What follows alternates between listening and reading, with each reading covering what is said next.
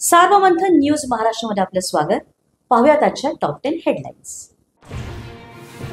24 तास उलटले तरी लालबागच्या राजाचं अजूनही विसर्जन नाही। समुद्राला भरती असल्यानं मूर्ती विसर्जनात अडचणी। मुंबईच्या लालबागच्या राजाच्या मंडळाच्या मदतीला अनेक मंडळ सरसावली। पुण्यातील विसर्जन मिरवणुका 30 तासांनंतरही सुरूच। मानाच्या पहिल्या 2 गणपतींचं वेळेआधी विसर्जन। भाऊसाहेब रंगारी मंडळाच्या गणरायाचं पहाटे 4 वाजता विसर्जन। राज्यात गणेश विसर्जन मिरवणुकांना गालबोट। विविध घटनात 14 जणांचा मृत्यू तर 6 जण बेपत्ता, 7 गंभीर जखमी। गणेश भक्तांवर विविध रुग्णालयात उपचार। करमाळ्यातल्या कुरडूमध्ये मुरुम माफियांची बीडपेक्षा मोठी दहशत। माढ्याचे खासदार धैर्यशील मोहिते पाटलांचा आरोप, अजित पवारांना फोन लावला नव्हता तर कॉन्फरन्स कॉल होता असाही गौप्यस्फोट।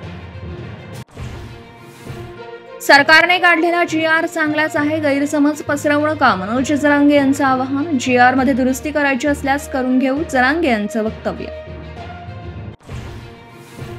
नीरा देवधर धरणाचं पाणी मिळावं म्हणून खासदार धैर्यशील मोहिते आणि आमदार उत्तम जानकरांचा रस्ता रोको। 7,000 शेतकऱ्यांनी माळशिरस भसवडचा रस्ता अडवून धरला।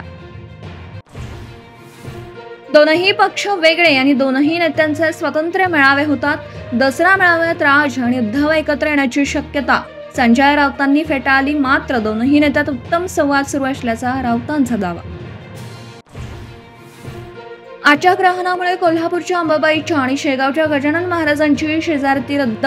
शिर्डीच्या साई मंदिरात 1.25 तास आधीच होणार शेजारती। तुळजाभवानीलाही ग्रहण काळात सोहळ्यामध्ये ठेवणार।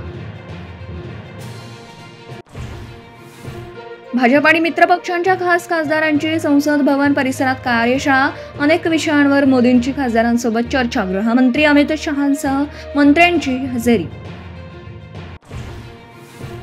कोल्हापूर जिल्हा हद्दपार गुन्हेगाराने आदेशाचं उल्लंघन करून जुना राग मनात धरून एकाच्या डोक्यात लोखंडी पाईपने मारून गंभीर जखमी केलं।